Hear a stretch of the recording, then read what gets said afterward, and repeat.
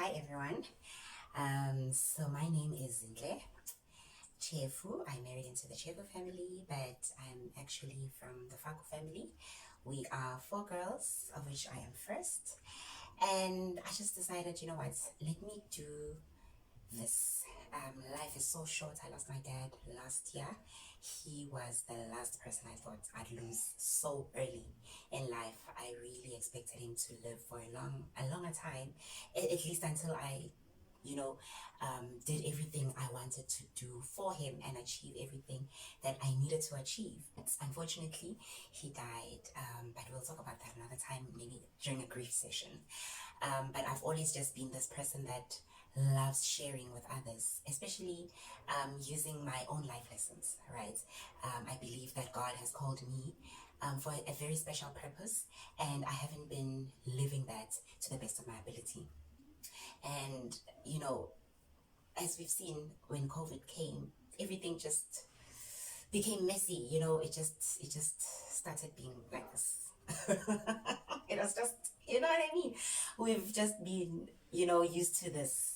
Next thing, it's like, yeah, basically COVID brought that with it. And so this is basically my way of giving back, my way of ministering, my way of reaching out.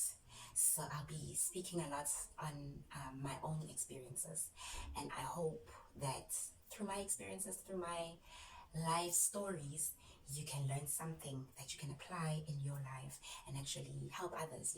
I'm really hoping for a ripple effect. I believe that's how the Spirit of God works. He just needs one person, and from then onwards, He reaches, the whole world. So please join me in this journey, and just let's talk, let's engage, like, subscribe. I know that's the YouTube slogan. Yes. So again, I am a mother of three boys. I call them my black kings. I actually tell them that, you guys, you're black kings. They know they're black kings. I've wanted boys for a very long time. I remember telling God, at the age of 10, I tell people this a lot. At the age of 10, I asked God, can I please have boys? Actually, I asked for four boys. I know, right? I asked for four boys, and I just told him, these are going to be your servants. I want to train them for you. We're going to sing together. They're going to be a quartet, Until I had one. Then I'm like, God, that prayer. Please cancel it.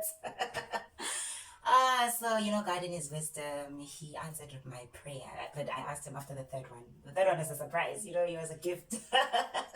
The first two were like, okay, yes, we're going to have two kids. Hopefully it's a girl and a boy. And then it was two boys. Okay, no, it's fine. But that's it, thank you. And then God was like, nah, let's make it three. I've been pleading with Him. It's okay, fine. 3 is good. Thank you. My strength can only come this far. I really, really hope it doesn't go any further. But I'm very proud of my children. I love them all to bits. I'll show you pictures so that you see my family. And I'm also married to a very special gentleman. I really love him. Hey, I like him also a lot as a person. He's a very good person. I always say you never go wrong with a good man, and he is a good man. He's got a good heart.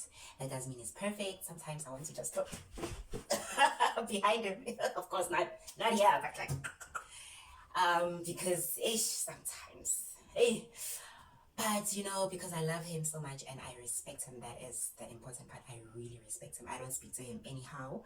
I address him with respect, with love. I honor him. I always make sure that even when I'm angry and I want to be firm so that he understands that I'm not happy. But I always choose my words very well. I plan what I'm gonna say. Yes, ladies, tips, marriage tips. Plan what you're going to say so that you don't find yourself regretting. And I told myself that I'm going to apologize. Like, I won't make apologizing a hard thing to do. If I'm wrong, if I'm convicted that I was wrong, I made a mistake, I didn't speak properly, maybe what I was saying was right, but how I said it wasn't, I still owe him an apology. And in that way, I believe that I was also coaching him on how to treat me, right? We had a lovely, lovely courtship. It was really, really great. We had a lovely, lovely, lovely courtship. We hardly fought.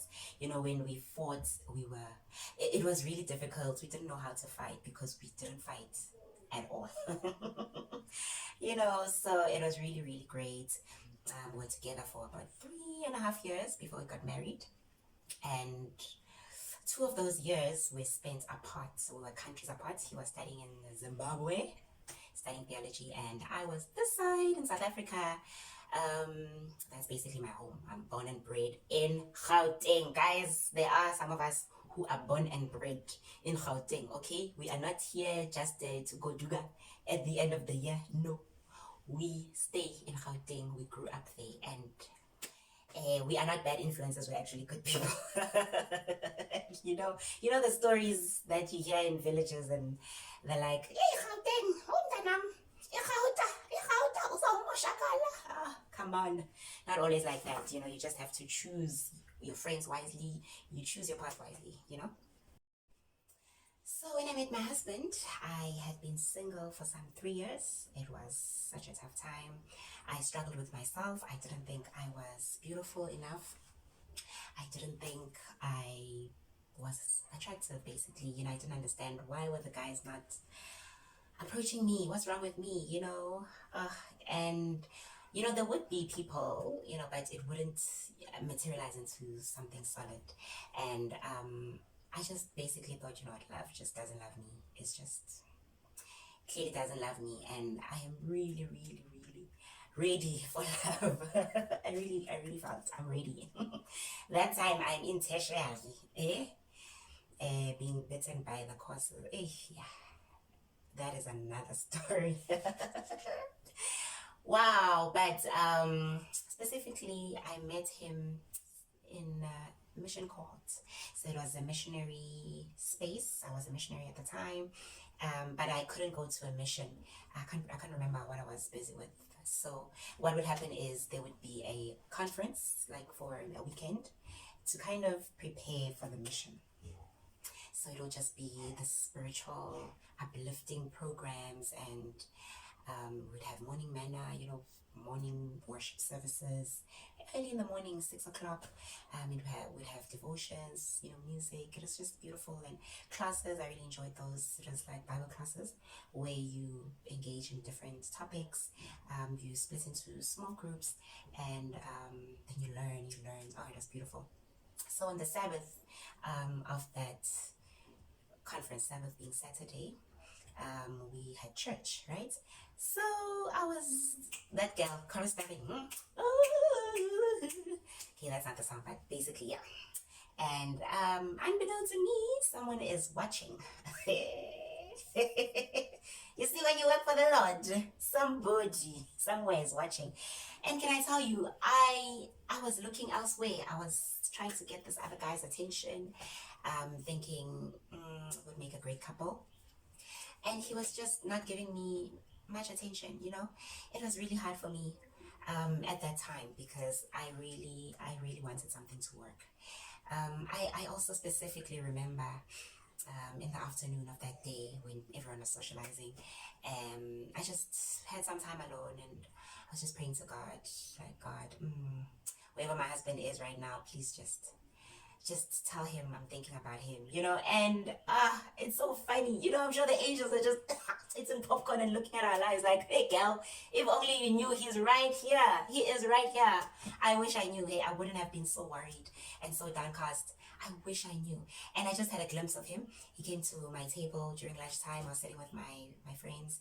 One of my friends, she's a poet, she's that girl.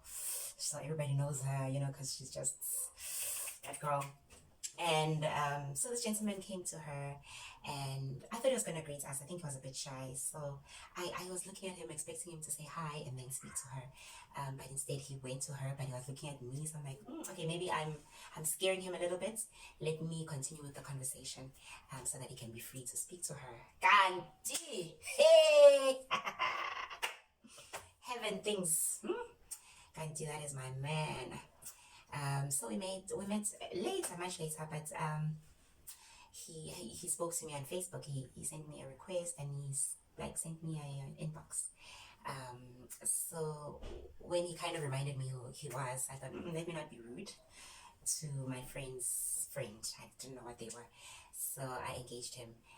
But I was a bit uncomfortable. I wasn't comfortable with just talking to strange men on social media. So she told me, oh, so then I asked her, hey, this friend of yours, he's busy chatting me up. Like, ooh, pastor must leave you alone. I'm like, ooh, he's a pastor. No, I was planning to be married to a missionary, not a pastor. So I unfollowed him. What is it on Facebook, Kanje? He sent me a friend request, I accepted. I unfriended him, yes. But no, I can't.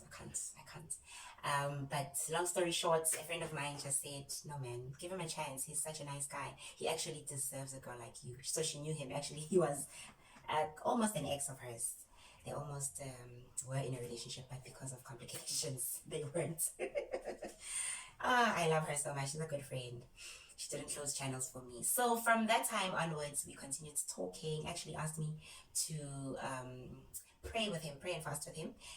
As during the time he was supposed to have a week of prayer, he was running a week of prayer in Val, if I remember properly. And at the time I thought, you know what, I really need the prayer because I'm really down. I was just down about my life. There was no direction really. So I took that challenge to pray with him. So can I tell you, by the end of that week of prayer thinking about that was happening, we're already, yeah, quite close, eh? Very close. We spoke every day, many times a day, prayed together. It was really awesome. And you know how it is when it's that guy, the right guy or a good guy, then you give them grief. But those other nonsensicals, you are letting them go easily and allowing them to hurt you and do all sorts of things.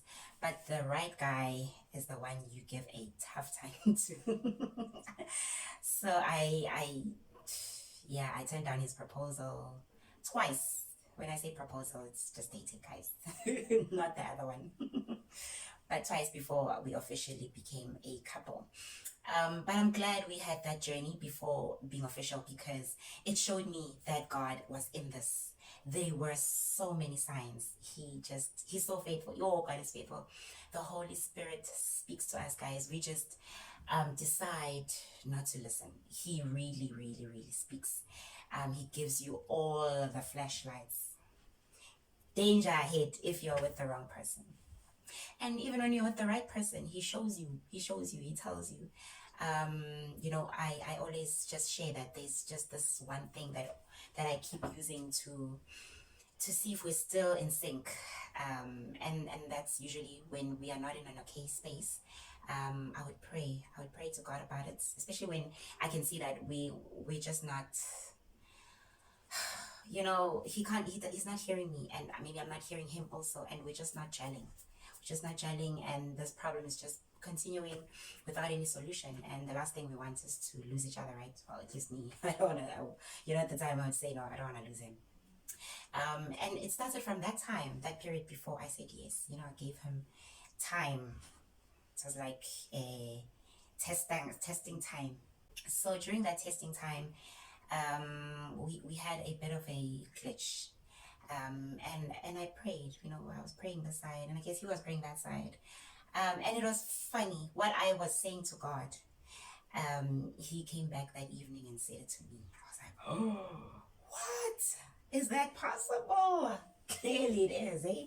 Clearly it is in the spiritual world. Yay! These things. So even now, we still do that. I would pray about it. If I can see that I'm not getting through to him, I'll tell God, listen, your child, Holy Spirit, intervene. And after a few hours or so, sometimes days, it depends on how deep the issue is, he'll come back and he'll say exactly what I prayed about. The beauty, honestly, the beauty of trusting God, the beauty of making sure he's a part of your relationship, like truly, not just you guys just saying it, it sounds good, power couple, you speaking engagements together, it's just You know that look, everyone just, just says, oh, you guys look so good, oh, you guys, oh, you're my inspiration. Behind that, let it be that truly God is a part of you, and He's the most important part of you, not just as a couple, but as individuals. And you have to be receptive to God, right? And I guess that's the beauty of being with someone that loves God. And time changes people, as time goes, it's either your relationship with God strengthens or it weakens. And that will have an impact on your own relationship with others, especially your significant other.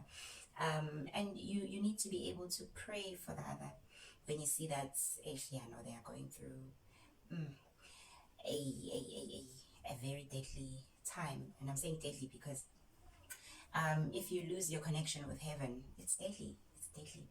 The devil he doesn't waste time. He will take any opportunity to destroy us, So you just need to kind of be that guy that will pray for the other, even when they are not the person now that you like anymore. They're not that person that you fell in love with.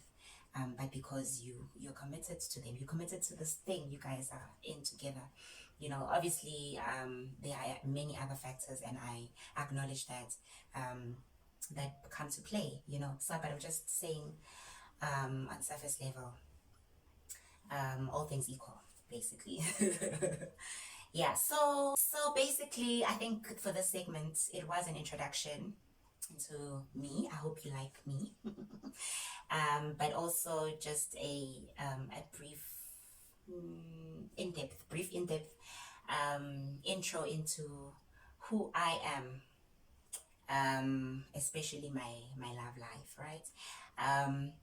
And I just want to use this time to say to you singles out there who might be going through the dry period I was telling you guys about, and you're just thinking, this thing is not for me. There are no good men, good women out there anymore. Listen, God has your back, and He's working on you. You need to believe that. I wish I believed it. I would have had less heartaches, I wouldn't have allowed myself to, to feel the way that I did, to put myself down like that, and to actually look at myself and think there's something wrong with me. No, it was just that time, God was still molding me. And so all in all, I'm basically saying for the segment that a love story written by God is the most beautiful one, most beautiful story. He's a perfectionist. He does his things in his own timing and in his own beautiful way. And once you see the big picture, like now you're able to sit back and look at what he was doing. Then you say, yeah, Mhlegazi, yay, no, God, you are it. You are who you say you are. I know it's difficult waiting. It's difficult, especially when you see others are like just living their good lives, getting engaged, getting married, getting kids, and you feel like you're being left behind. No, don't look at it that way. Trust God. Allow Him to do things His way. Find yourself other things to do. Travel, join a choir, develop a skill, go to school, go make money, just be happy while you're waiting, but continue to knock on His door about it with Ipela. Don't forget.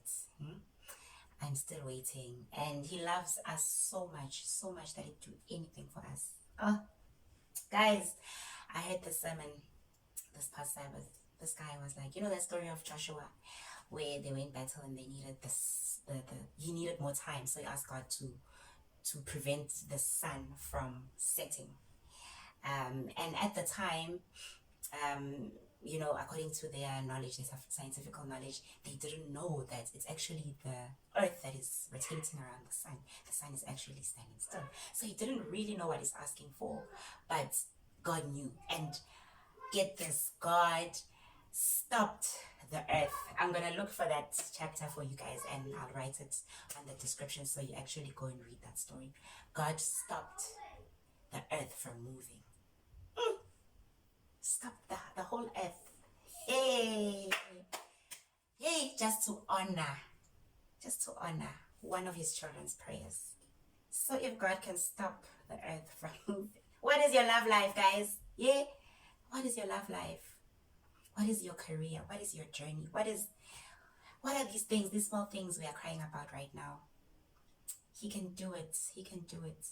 We just have to just keep trusting, keep praying, keep believing, even if he won't do it the way we expected him to do it. But at the end of the day, it's going to all be for our good. So yeah, please keep waiting. Keep waiting. Don't compromise. Don't lower your standards. Don't do anything crazy. Please don't do anything crazy. I almost did something crazy. I'll tell you guys about it. Ooh, I almost did something crazy. I was on the verge. And I believe God was like, hi, speed. Let's just get this going already. And funny enough, my husband also was just about to get into a very bad relationship. But yeah, we thank God, right? But God. We've only been together for 6 years. We hope to be together for another 60.